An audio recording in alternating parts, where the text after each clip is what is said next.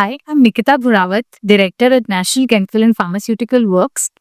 Today, on the occasion of International Women's Day, we have with us Dr. Leena Pandya, who's a senior consultant radiologist at Apollo Hospital, Ahmedabad.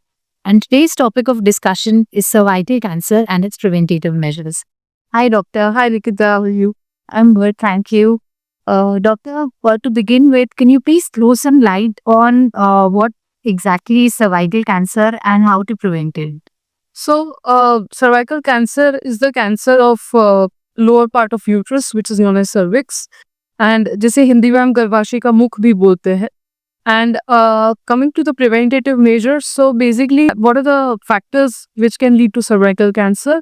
So first is HPV infection, that is human papilloma virus infection. Getting infected by that increases the chances of having cervical cancer. Second is having multiple sexual partners. Third is getting affected by sexually transmitted diseases, and fourth is taking prolonged oral contraceptive pills. Now, how to prevent it? So basically, to prevent it, we'll concentrate on HPV infection because that's the most common risk factor. So we have a vaccine against HPV infection, which any person from 9 to 44 years of age can take it. Yeah. Okay. So, doctor, what are the early signs and symptoms of cervical cancer? So early signs and symptoms are unusual vaginal bleeding, vaginal discharge, pelvic pain, and other like loss of weight, malaise, and everything. Okay. And what is the most common age group which is getting affected?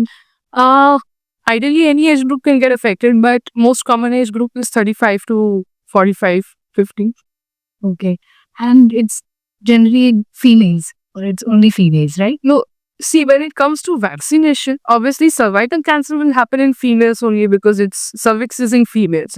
But when it comes to taking HPV vaccine, both males and females can take it because HPV infection can not only cause cervical cancer, it can cause around 6 types of other cancers in which particularly males can also be affected. If you both, your son and daughter, or even the male and female both can take HPV vaccination, because female to male transmission is more in this virus.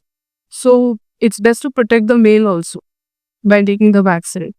And if you see for children between 9 to 14 years of age, the vaccination schedule is 0 and 6 months. That is, if you take the vaccine today, you take it after 6 months, the booster dose. And if the child or the person is between 15 to 44 years of age group, then the schedule is 0, 2, and 6. Means if you take it today, you take it after 2 months, and then from today, 6 months. So, like that. And can you also shower us with your thoughts on how to diagnose cervical cancer? So, it's advisable for a female to go for a yearly checkup to a gynecologist and get a pap smear done, in which a tissue is taken from cervix and sent to look for the cells of cancer. And if you look earliest detection by radiology, it is by MRI. There are of course other modalities which will see whether the cancer is spread to other organs or not. But yeah, the earliest and the modality of choice is MRI with this. So on the occasion of Women's Day, I would like to wish everyone a very, very happy Women's Day. As women, we often tend to keep ourselves on backseat. So I urge each and every one of you to keep yourself as first priority, take care of yourself mentally and physically. Also embrace the Shakti within you, feel the completeness and the power within you. Thank you.